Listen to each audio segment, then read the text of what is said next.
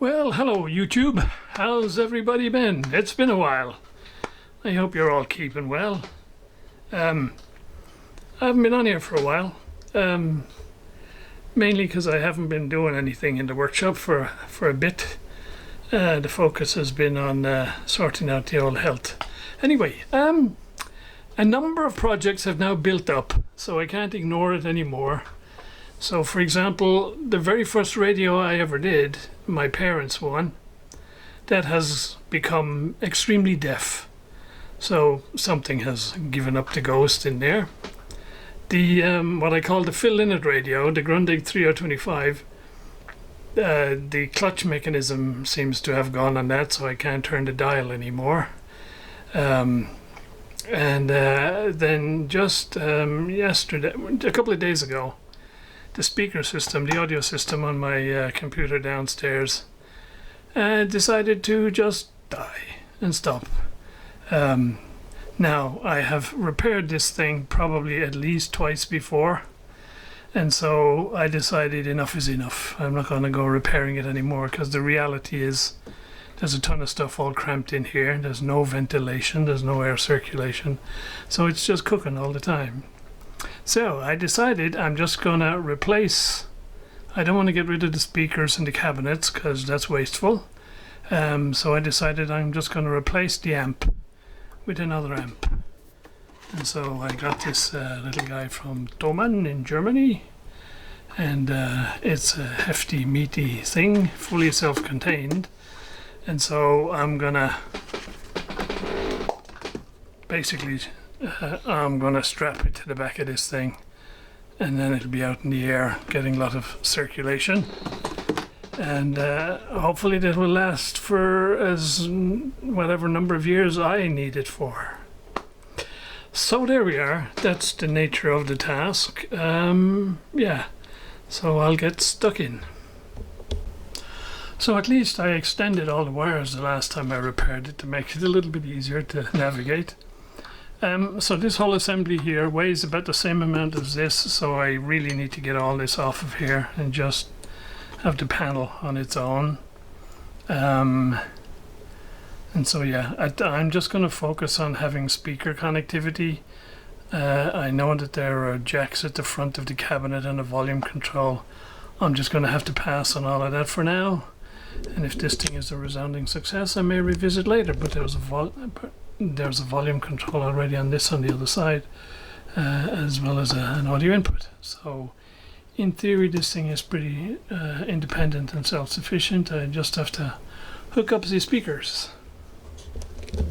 And there's the old amp module out. Now of course 90% of the weight on this panel is this transformer. So I gotta get all this stuff off of here as well. But yeah, this will be consigned to the waste.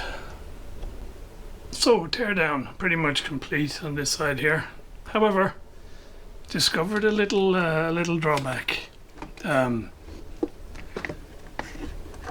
Because the drawing here shows a stereo jack plug going in, and the same for the XLR, I kind of naturally assume this is a stereo module. But there's only two wires out, and I assume this is one for the right channel and one for the left, and we take a common ground off something like this ground screw here. But guess what? This guy here goes straight to ground. So this is a mono amplifier module. So a little bit of a back to the drawing board scenario here while I go back and do some more research and find something suitable. That's a bummer because this fits exactly onto the back of the speaker. So yes, hopes were kind of raised. But there you go. We will pick this up and on when a proper stereo module has been sourced.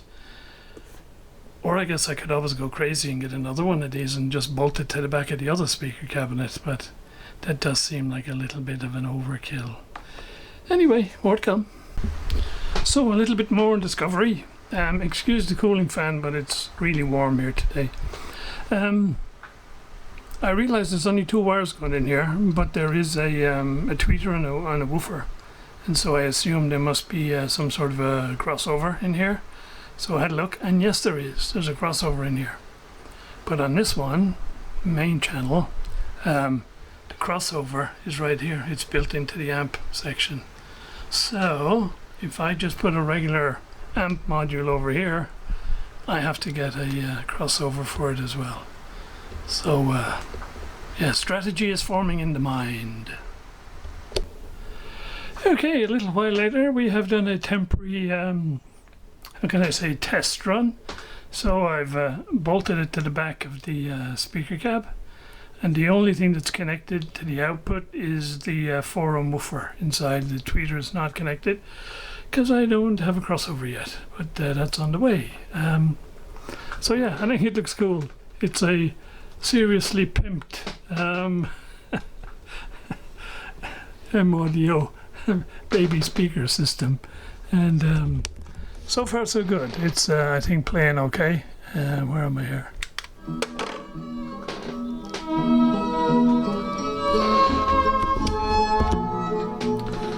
Of course it's one channel only.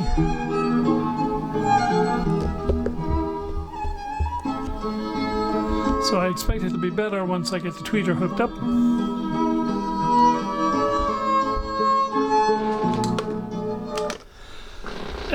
So I think in the heat we have at the moment, that's enough for today.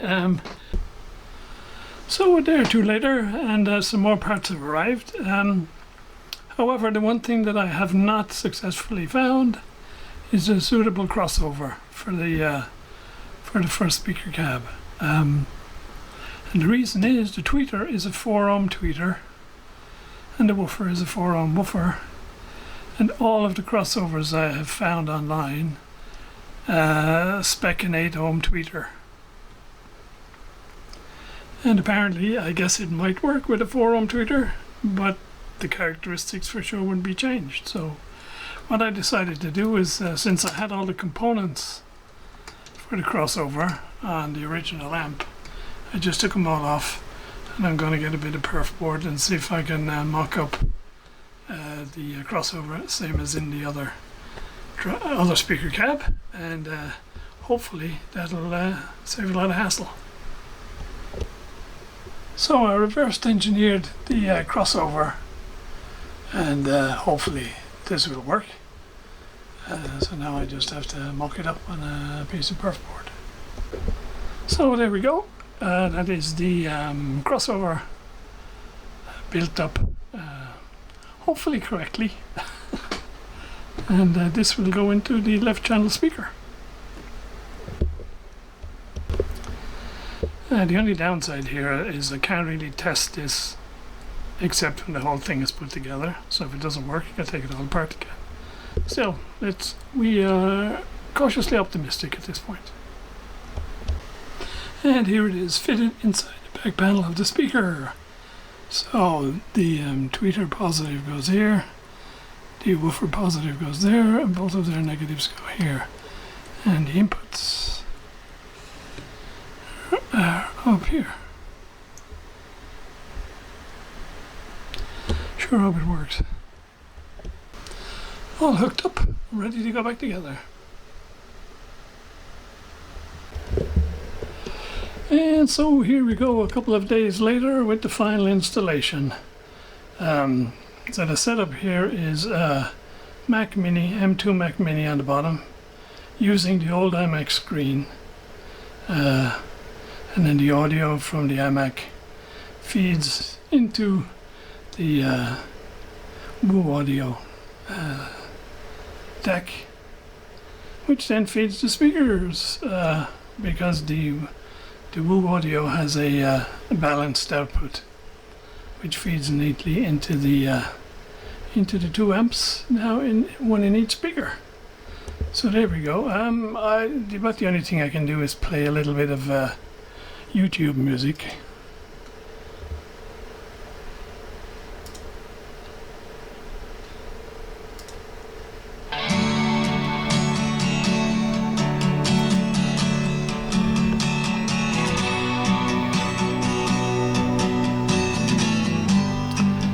Not bad at all.